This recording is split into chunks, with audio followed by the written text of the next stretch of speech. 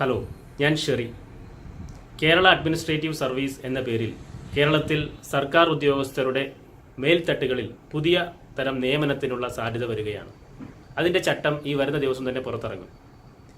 KAS എന്ന പേരിൽ അറിയപ്പെടുന്ന കേരള അഡ്മിനിസ്ട്രേറ്റീവ് സർവീസ് IASന്റെ ഫീഡർ കാറ്റഗറി കൂടിയായിരിക്കും എന്നാണ് അറിയുന്നത്.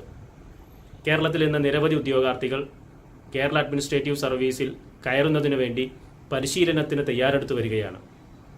ഈ സമയത്ത് ഇതുമായി ബന്ധപ്പെട്ട് ഉയരുന്ന ചില ആശങ്കകളെ പറ്റി പങ്കുവയ്ക്കാനാണ് ഞാൻ ഉദ്ദേശിക്കുന്നത്.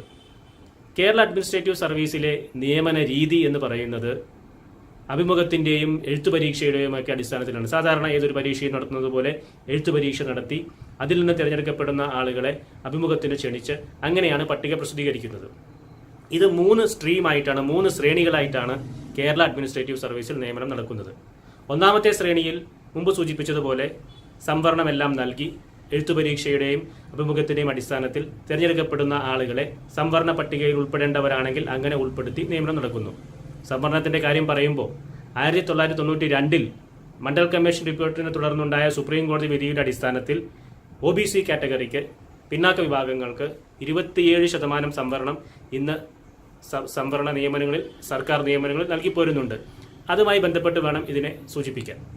അപ്പോൾ 3 ശ്രേണികളെ പറ്റി സൂചിപ്പിച്ചപ്പോൾ ആദ്യത്തെ ശ്രേണിയിൽ ഇങ്ങനെയുള്ള സംവരണം കൃത്യമായി നടക്കുന്നു എന്നിരിക്കെ ബാക്കിയുള്ള 2 ശ്രേണികളിലും നിയമന രീതി ബൈ ട്രാൻസ്ഫർ എന്ന് സൂചിപ്പിച്ചിരിക്കുന്നത് കൊണ്ട് അവിടെ പ്രത്യേകിച്ചൊരു സംവരണത്തിന് അർഹതയില്ല, സാധ്യതയില്ല എന്നുള്ളതാണ് ആശങ്കകൾക്ക് കാരണം. ഇവിടെ മനസ്സിലാക്കേണ്ട വിഷയം, സർക്കാർ ഉദ്യോഗസ്ഥരായിട്ടുള്ള ആളുകൾക്കാണ് ഈ പറഞ്ഞ ആദ്യത്തെ ശ്രേണിക്ക് ശേഷമുള്ള ബാക്കി 2 ശ്രേണികളിലും നിയമനത്തിനു വേണ്ടി അപേക്ഷിക്കാനായിട്ടുള്ള സാധ്യതകൾ വരുന്നത്.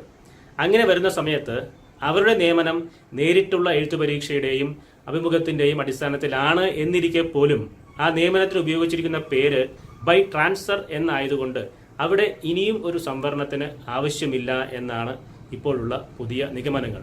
അങ്ങനെ സംവരണത്തിൻ്റെ കാര്യം പറയുമ്പോൾ അവിടെ സൂചിപ്പിക്കുന്നത് അവരൊരിക്കൽ സംവരണത്തിൽ ഉദ്യോഗത്തിൽ കയറിയ ആളുകൾ ആയതുകൊണ്ട് വീണ്ടും ഒരു പോസ്റ്റിന് അത് ബൈ ട്രാൻസ്ഫർ എന്ന് പേരിട്ടിരിക്കുന്നത് കൊണ്ട് മാത്രം യഥാർത്ഥത്തിൽ അത് നേരിട്ടുള്ള നിയമനമാണെങ്കിൽ പോലും അങ്ങനെ ആ ഒരു പേരിൻ്റെ അടിസ്ഥാനത്തിൽ അവിടെ സംവരണം നിഷേധിക്കുന്നത് ശരിയാണോ എന്നാണ് പിന്നാക്ക വിഭാഗക്കാരായ ഉദ്യോഗാർത്ഥികളുടെ ആശങ്ക.